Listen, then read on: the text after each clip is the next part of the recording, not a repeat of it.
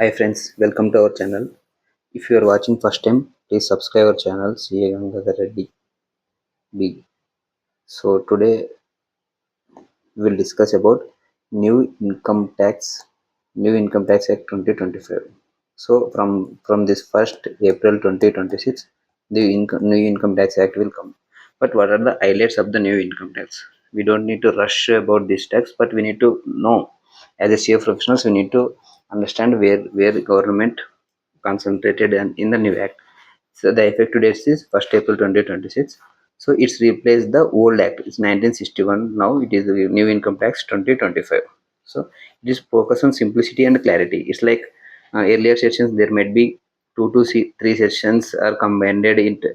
Now they have resolved those sections, and they reduced litigation objective also. So earlier you go to assessment officer and then commissioner and then faceless assessment. Now there are some direct routes also there, and they monitor the structure. I mean, they reduced the conflict between the client and the department. In the first thing they did, no, they removed assessment year and previous year completely. They removed this and they started tax year concept. What a tax year means: if you are filing April to March, this is called tax year. Say suppose April 26 to March 27, this is the tax year. This is called previous year in our previous language. So from first April 2026, only tax year would be there. There is no concept of assessment year and assessment year from this onwards. Single concept only. It's reduced the confusion between tax completion, either assessment year or financial year or assessment year or tax audit. All these will calculate on the tax year basis. It simplify the compliance and filing.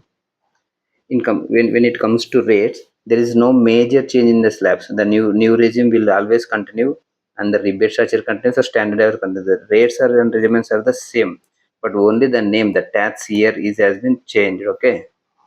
And then if you see the tax year example in the old system, the 25 26 26 27, the new system 2026 tax year, this is called tax year. So if you starting from April to March, no, still 26 only will come. Then April 27 to March 28, tax year 27 will come, like this. Single reference number for all years. This is the main impact while doing this concept, and there's less confusion while filing the returns.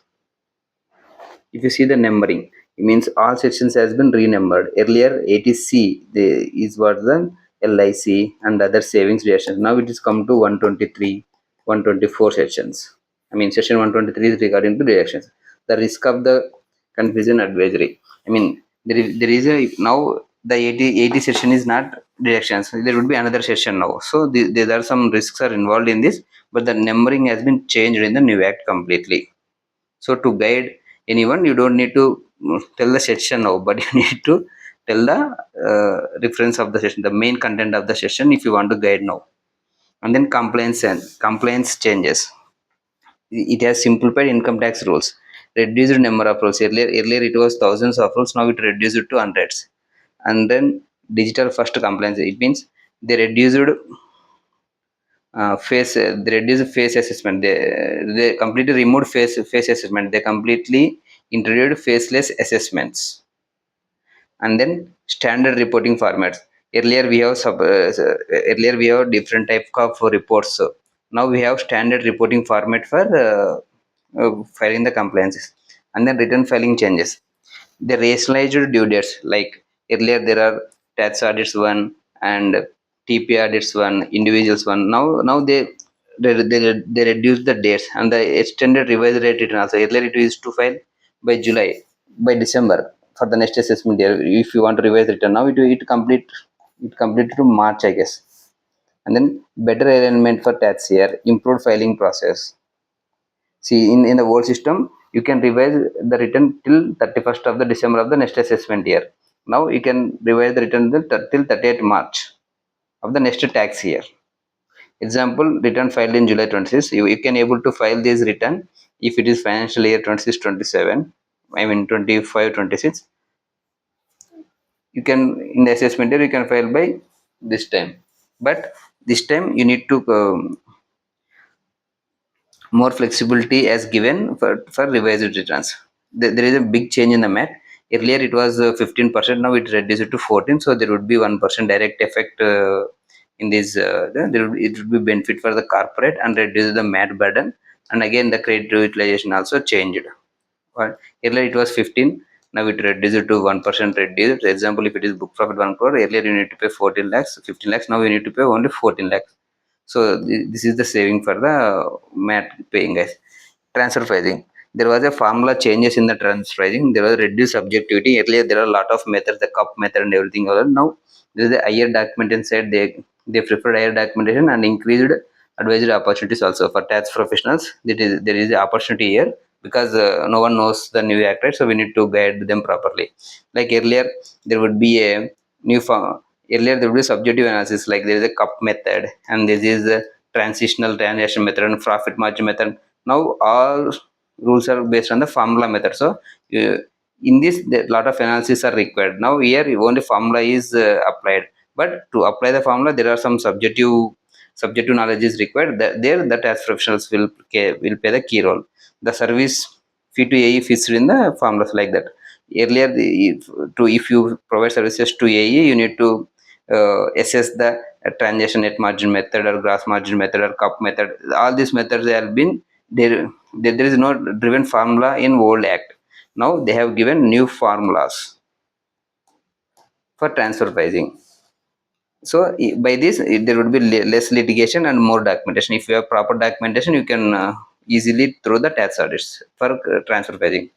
And there are some corporate cross border transactions. Earlier there was a simplified just through DTA, they are processing the international transactions. Now there are enhanced report requirements. It's like even exporters or importers need to file some filings, and compliance terms has been balanced. Now greater focus on the transparency instead of the just filing the returns. Now they concentrated on the money evasions and the proper rules and alignment of with global standards, because in US and UK they may not accept our PAN number, or our PAN number will not accept that. So there might be some mechanism between those countries, who's globally accepted. Those kind of principles has been taken in the 2025 Act. And then faceless and technical integration. Here now we know that in income tax most of the audits are doing on the face-to-face assessments. Now this has been closed. This has been completely removed this time. So our human intervention has been reduced now. So you need to driven on automated compliance systems. So data driven security is automatically, so they have expansion of the faceless assessments. They try to implement that, so some illegal activities will remove from here. Earlier only physical interaction is there. Now new digital notices are coming and all queries are via portal only, no personal interface. So this is there in old act also, but not completely. Now they introduced in such a top level manner. And then transitional changes. While doing this, no old act also continue. In the past, old act will continue for next 1 to 2 years, and the new act also will continue. High risk of litigation, because until this March 20, until 31st March 2026, we have to follow old act, and then from here, from 1st April 2026, you need to follow new act. So in this transition period, we need to follow both acts. So this compliance is there still. There are some professional opportunities also via this. You can advise, your advisory demand increase, because no one knows these new laws. Most of the qualified chartered accountants also will depreciate here. So you need to advise if you learn the new act, and litigation supports required, and transfer pricing also grown like anything after this class. So again the cross border filing also increases. Again for this also the advice required. So the professional opportunity is significantly increased due to this. And then practical action, upgrade your templates and agreements. Most of the acts we have mentioned section references, most of the agreements and most of the templates in our clients, or most of the agreements with clients are registered. All this has to update now. And then we need to educate our clients for the tax year bill and build the section mapping reference. Earlier it was 80s and some other sections. Now it has 123 sections like this. And then strengthen compliance systems. See, this is the new act. This act see, earlier act was 1961. Now 2026. Imagine when we are changing the act. So now if you strongly strengthen our compliance now in the initial stage, if you completely understand the act and build the compliance, that would be great asset for you in future. So this is the main concept for CA professionals. There is a small advisory for the practicing guys. First, ask clients what is the assessment year and previous year and guide them. And now it is only tax year. You need to educate them first because what is going on. Then they has to understand. They have to understand what is the intention of the government. There is because no panic situation from the clients because there is no much changes in the tax rates and the provisions and there is a word and sections are different, simplified and compliance. Only compliance side is they have increased law from compliance side, not from the payment session. So the tax sections and rates are the more on the same in the new act. And you need to educate the client. You need to educate the client and avoid filing mistakes through this panic situation. So all the very best for your future endeavors. Please subscribe our channel.